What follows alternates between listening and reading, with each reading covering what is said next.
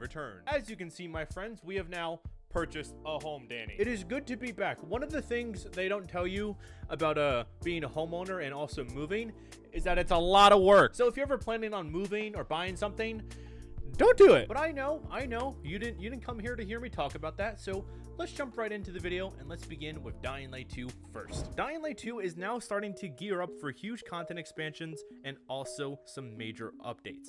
In a very recent video that I did, we discussed how the game files are being secretly updated on the back end and they're adding new references to DLC and something called Opera House. Data miners believe that this DLC will be gladiator themed, centered around arena-based fighting champions, and trying to prove yourself as worthy for various awards. If you want to go and hear more about that, you can click this video down below in the description. But all these subtle changes are putting us right on track for the first story DLC that is going to be released sometime in September. As you all know, Dying Light 2 did get a new roadmap back in May, and they very quickly in June, they released the Into the Footsteps of a Night Runner Chapter 1, which introduced Harper. Harper offered up new and unique bounties and missions for rewards, and alongside this also came new enemies. I mean, they're very much not new. They're kind of sort of reskins of enemies that we've been fighting for the past 7+ years, but that's aside from the point. And very recently, TechOne came out to share what they have planned for the future. They first expressed that all hands are on deck for the next big DLC, which, as we talked about, will be launching next month. They also introduced that the game's next chapter is also on the way. Chapter 2 is titled The Huntress and a Hag and will be centered around Sensho. Probably absolutely butchered that name, but that's what Google Translate said to me. She is going to be the next agent in Dying Light 2, and her missions and tasks will be related to tracking and archery. Just like Chapter 1, it is intended to bring new missions, bounties, a ranking system, and more rewards. The idea behind these chapters is to release them every 3 to 4 months, and since Chapter 1 was released in June, that would mean Chapter 2 would come around September or October. In my opinion, I highly doubt Chapter 2 is coming in September. If the first DLC is also coming in September, I feel like there's going to be a lot of content all at once. I would say space it out a tad. Don't go and show off all your cards all at once. That's just my take from it. From what I've been seeing with all the leaks, it looks like DLC 1 is going to be adding a lot of endgame content, so that is something to look forward to as well. TechOne stated that the chapters are to be a completely different thing. We still want chapters to be released regularly to incentivize players to come back into the game. We'll be adding events that will have different unique rewards, but the content is here to stay. The agents, they will be here in 5 years, so Harper will still be there offering up his challenges. We want these chapters to be as impactful as they can, and we want them to build upon the game. But we also want them to be our way to respond to what players are saying about previous updates, which is where you guys come in. Chapters are here to stay. Do you like what you're seeing? Is it heading in the right direction? What changes would you make? I have a more in-depth video going up pretty soon. It might have been released already depending on the schedule of how this stuff works. That video will go over a lot of requested feedback and recommendations that the community has been wanting since launch. I do know that there was one topic that I didn't go as in-depth as much as I would have loved to, and that topic is actually the community events. So right now, they're kind of lackluster. They need to make these community events more meaningful. Some of the events that are being presented from Techland, they kind of just come off as lazy. It feels like they're releasing and recycling some of these events just so that they can go and say, oh yeah, we made some content for you. You know how when you were young and you had to do chores for your parents, like vacuuming? You told your parents you're gonna vacuum the entire house, and then when it actually came time to it, you just did like the room in the corner, upstairs in the attic, just praying that they wouldn't notice it. That's kind of like what this is. I will say though, props to Techland for delaying their most recent event, as they wanted to take more time to make it enjoyable for the community. That's a good sign that they are at least aware of it. I know that these chapters and events, they take time, but I feel like they need to really plan this out.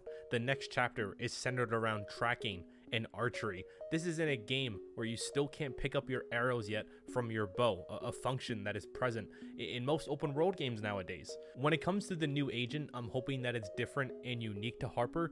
The way that they're describing it, it sounds like it's going to be more of the same. The bounties, they need to be unique and not really related to him. The rewards need to be satisfying. I mean, so far with the agents, the rewards are pretty decent. The rewards when it comes to participation in community events, those are laughable at times. But going beyond Harper and the new agent, there are only so many times you can do this same agent system before it gets old and repetitive. You can maybe get away with adding 2 more agents before it starts to feel dry. After 4 agents, I feel like a more impactful and long-term reputation system could be viable, aka legend levels. But Techland does have a lot of work to do, especially when it comes to the community events. Hopefully soon we can go and see more meaningful community events, maybe such as the ones that were in the original that made that game so spectacular in the first place. Like, no one is really excited to get on Dying Light 2 and start playing the Long Nights event. Ain't that right, Danny? But Techland is aware that some of their events might not be hitting the mark, and that is a good sign to me. But you want to know something that you may not be aware of?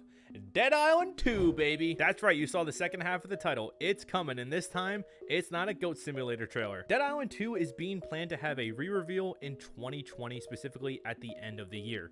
All of these leaks were given to us by industry insider Tom Henderson, who has proven himself to be accurate in the past before. But Dead Island 2, a true warrior and victim of development hell. This game has been passed around a series of developers and ultimately ended up at Dambuster Studios, the fine studio behind Homefront: The Revolution. And also Chorus, which is actually not that bad. The leak also had a lot more information tied to it. It was stated that it may be making a reveal at the Game Awards later this year. They also said this version of Dead Island 2 will heavily focus on cooperative play and introduce 5 to 6 new characters. Deep Silver focusing on cooperative play is honestly no surprise. A long time ago, back in 2014, probably even earlier, the game was slated to have an 8-player co-op mode, and there's actually gameplay of it out there, which would be something truly chaotic and spectacular. Can you imagine 8 people running around killing zombies?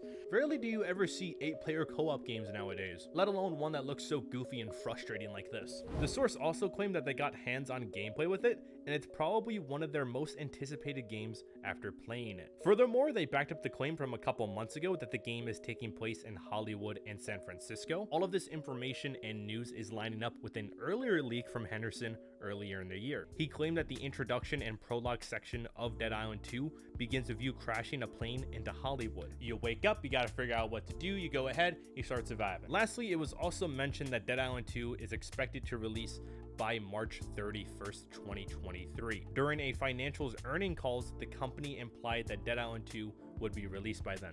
However, a confirmed date, nowhere on the horizon yet. We will have to wait and see for that. But friends, are you interested? Do you care about Dead Island 2? Do you still have it pre-ordered?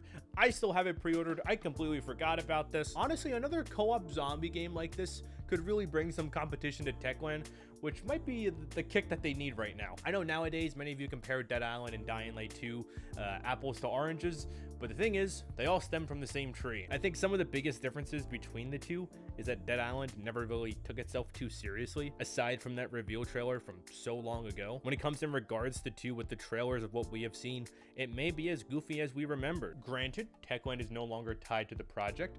We are dealing with the people who developed Homefront: The Revolution.